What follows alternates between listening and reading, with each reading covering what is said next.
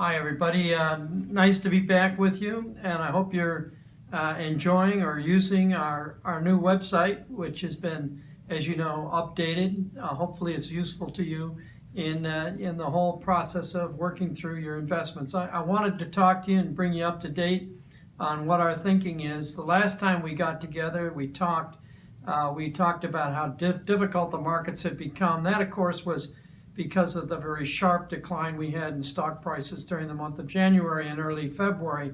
Stock market declined very, very significantly, and the big question that came up at that time, which everybody was asking, is this the end of the bull market, the start of a bear market that would be accompanied by a recession? Our answer then was we didn't think so because of a lot of reasons. One is that many times in our history we've seen the stock market experience very sharp declines that was not accompanied by or followed by a recession, and all of the monetary and economic numbers we look at said that the economy would continue to expand through 2016 and into 2017. So we were inclined then to say no, this was not going to be a bear market with a recession. Of course, since then, since early February, the stock market's recovered very sharply, and as commodity prices and oil prices have also recovered, suggesting that maybe things are not going to be as difficult as we thought, or that the economy of the U.S.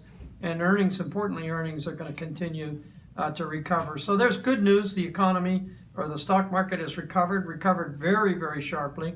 That's the good news. But there's also a little bit of bad news along with it, and that is we've recovered from a level that was very, very undervalued to a level which, in my judgment, or as we do the so-called number crunching, it's a little bit pricey or overvalued. So we might see a market, unfortunately, that's a little bit trendless, still volatile, but a little bit trendless between now and the end of 2016. It's going to take a really good money manager, and we think we're, of course, that money manager, naturally, a good money manager to be able to navigate through a very low return environment.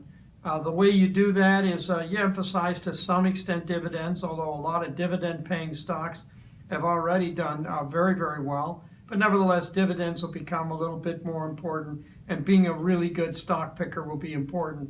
I think we'll wade through this period. It will be trendless.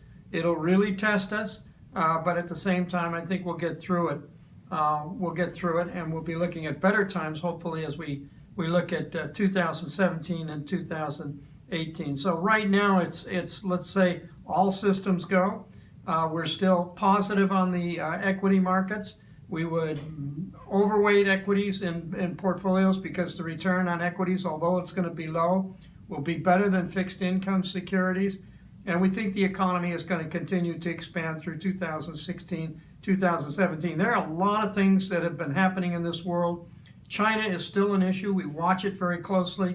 Obviously, we have an election in 2016. That's going to be very important for the markets as we close in on the election and we find out, one, who the candidates are and who's the front runner, and that'll determine what the response will be from the equity markets. There are a lot of things to think about. We obviously, as always, very much appreciate your confidence. We appreciate you giving us a call whenever you have some ideas or input.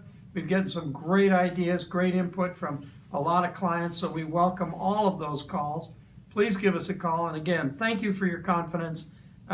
We look for a little bit smoother running than we had in the first quarter as we look at the second and third quarter. We keep our fingers crossed, obviously, at all times. But so thanks very much again for that confidence.